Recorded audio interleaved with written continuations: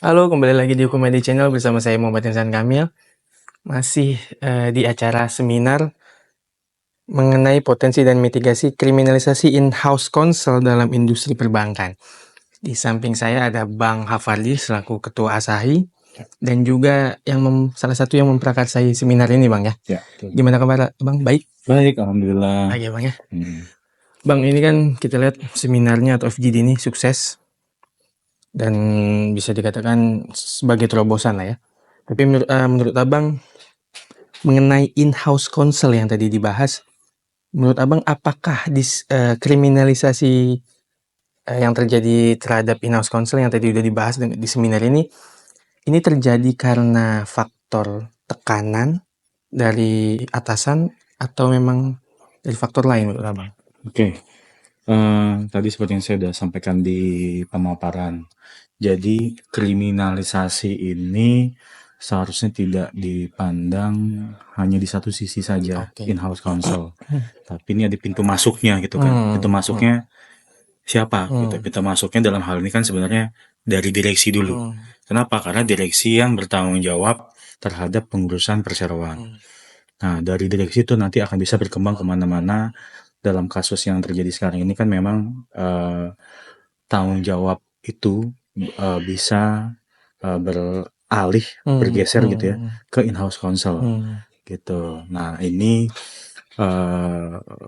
ya saya tidak bisa bilang apakah ada faktor-faktor X gitu ya.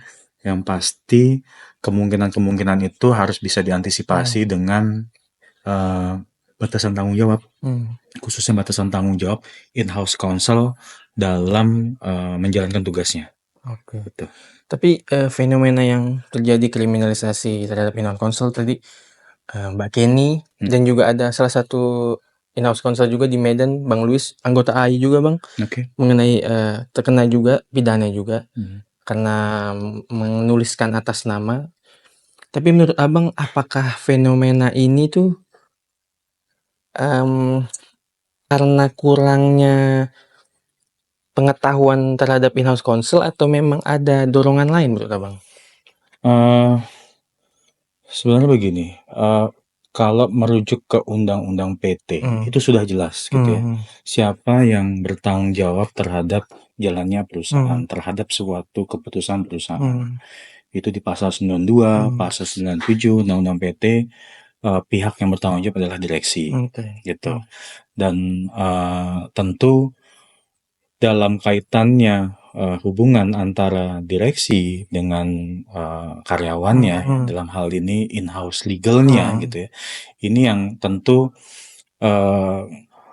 harus dijaga gitu ya. Dijaga dalam artian in-house counsel ini pun juga harus tahu batasan-batasannya. Tadi saya sampaikan.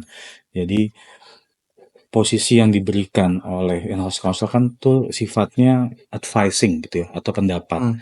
Pendapat ini seharusnya tidak dijadikan dasar satu-satunya direksi untuk memberikan suatu keputusan. Nah, tapi untuk mencegah adanya tadi ya upaya-upaya untuk mencari scapegoat gitu ya, atau kambing hitam, atau pengembangan penyidikan yang tadinya ini tanggung jawabnya direksi jadi melebar kemana-mana, tentu in-house counsel juga harus bisa memposisikan diri gitu untuk mengamankan posisinya sendiri gitu ya. Bukan dalam artian ini melampiaskan, wah ini tanggung jawabnya direksi bukan tanggung jawab saya gitu kan. Tapi tahu gitu bagaimana cara memberikan pendapat hukum, memberikan advice kepada direksi yang tentunya advice yang diberikan oleh in-house counsel itu memang harus punya dasar berdasarkan fakta gitu kan, yang sebenarnya bisa loh dipertanggungjawabkan gitu oleh si in-house counsel ini gitu. Itu kalau kita bicara in-house counsel yang memang telah menjalankan tugasnya dengan baik gitu ya. Berbeda halnya kalau memang ada tindak pidana langsung gitu yang dilakukan oleh yang bersangkutan gitu.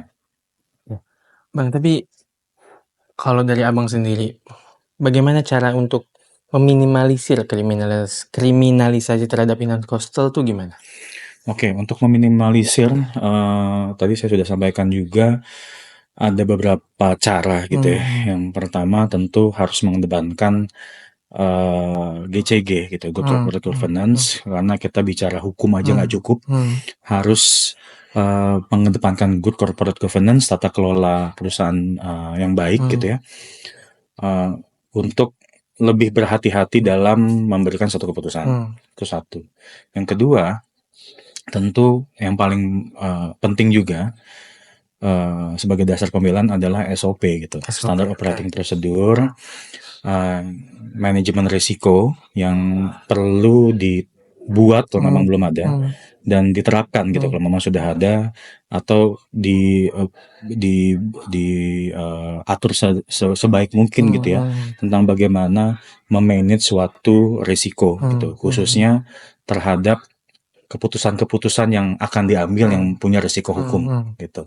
Itu harus juga dibuat dan diterapkan gitu untuk menghindari adanya potensi kriminalisasi gitu. Dan yang terakhir adalah ya, karena in-house legal, kita bicara posisinya itu sangat unik gitu ya di perusahaan. Uniknya adalah di satu sisi in-house legal itu adalah karyawan, tapi di sisi lain in-house legal itu dianggap memiliki kemampuan atau pengetahuan atau keahlian di bidang hukum yang bisa memberikan advice gitu ya. Nah, jadi posisinya tidak hanya sebagai karyawan yang mendapat perintah untuk bekerja, tapi juga memberikan advice gitu, nasihat. Tapi dalam konteks struktur di perusahaan, posisinya itu masih sebagai pihak di dalam suatu perusahaan, yang mana punya potensi resiko ketika misalnya keputusan itu merugikan perseroan gitu ya, atau merugikan pihak lain gitu. Nah, perlu diterapkan di dalam tata kelola tadi, dalam SOP tadi, eskalasinya, kapan diperlukannya opini atau pendapat dari external counsel gitu, untuk meminimalisir adanya upaya kriminalisasi terhadap profesi in-house counsel itu. Ya, karena in-house counsel itu sebagai pihak gitu ya. Nah, ketika suatu pendapatnya ini berisiko atau memiliki risiko hukum yang tinggi gitu ya, pendapat dari external counsel itu bisa dijadikan salah satu cara untuk ketika ada persoalan gitu kan, permasalahan hukum, ya bisa dikatakan bahwa ini pendapatnya sudah dikonfirmasi oleh external counsel gitu. Itu saya rasa perlu ada di dalam SOP manajemen risiko yang perlu diterapkan gitu ya. Tapi tadi juga karena unik itu, tapi sebenarnya in-house counsel ini bisa dikatakan advokat gak sih Bang? Bisa tadi hak imunitas itu gimana Bang? Iya. Karena posisi unik di satu sisi sebagai karyawan, di sisi sebagai counsel gitu. Counselnya ini apabila dia memiliki izin praktik sebagai advokat, tentu ya seharusnya juga dilindungi oleh undang-undang advokat gitu, memiliki hak imunitas selayaknya advokat. Jadi tidak dapat dituntut baik perdata maupun pidana ketika memberikan menjalankan tugasnya gitu ya. Walaupun memang ya tadi ini karena uniknya tadi ini in-house counsel advokat atau karyawan nih gitu. Nah, sedangkan di undang-undang advokat itu khusus untuk advokat saja gitu kan. Nah, jadi tadi juga dari bahasan di forum tadi, di FGD tadi, sepertinya perlu ada upaya judicial review untuk menegaskan atau menerjemahkan bahwa pasal 16 Undang-Undang Advokat itu, yang dimaksud advokat juga termasuk advokat, juga termasuk in-house counsel yang memiliki izin sebagai advokat ya. Gitu. Jadi memberikan kepastian hukum yang lebih gitu ya buat in-house counsel dalam menjalankan tugasnya, terutama terkait pemberian advice kepada direksi gitu. Jadi memang harus diperjelas dulu Bang ya. Ya. Tapi satu lagi yang menarik Bang, apa kaitan Asahi yang kita ketahui sebagai auditor hukum dengan kasus Mbak Kenny atau in-house counsel ini Bang? Ini apa kaitannya, korelasinya? Oke.